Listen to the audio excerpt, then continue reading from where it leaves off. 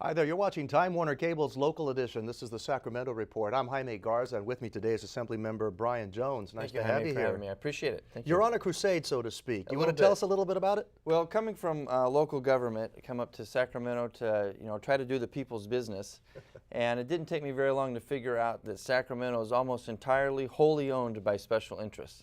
And a lot of the folks back in the districts think that and understand it, and I kind of had some understanding of that, but really didn't realize how deep and broad that ownership of Sacramento is. So I'm working on a bill, Assembly Bill 860, which deals with campaign finance reform, most specifically paycheck protection for state workers and local government employees. So are we talking about special interest here? Is that really what we're talking about? Oh, absolutely. Controlling special interests, not to have as much influence on folks like yourselves who are trying to make laws? What's disappointing to me as a citizen legislator is that too many of my colleagues their buttons are pushed by the public sector labor unions, the government unions, and I want to try to eliminate that influence from the legislative process so that we can get back to citizen legislators representing the citizens that voted them to come here rather than the special interests that paid their freight to get here. Let's dissect this a little bit for people. What exactly do you hope to accomplish? What is your goal in terms of controlling the amount of influence some of these special groups have? Well, recently, as you know, a couple of us legislators went to Texas to kind of review how they do things. And one of the #1 things that's different in Texas than here is they have no pressure on the legislature by these public sector labor unions, SEIU, teachers unions, and etc.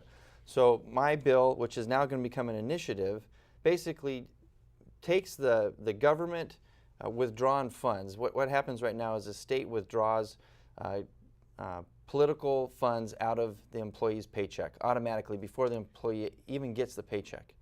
And so my bill and the initiative that's going to come behind it eliminates that process for the state. So in other words, you're saying that folks are paying into these unions without any say as to where that money's really going to go? That's exactly right. Yeah, they have no choice. Once they become an employee, they have to pay into those unions. The union will say, oh, they can opt out, but really the process of opting out is very difficult. But what about the union? Doesn't this unfairly tie the hands of unions? Absolutely not, because the bill and the initiative also address corporate donations and corporate expenditures towards campaigns, and it's even across the board. It addresses unions and corporations equally and puts the same restrictions on them. Clarify for me. Does this mean that everything needs to be up front? We're going to publicize what's being donated, or is there a cap? No, basically all it does is require the union and the corporations, if they're going to do automatic withdrawals from a person's paycheck, is that person has to sign a piece of paper saying, I voluntarily give up this amount of money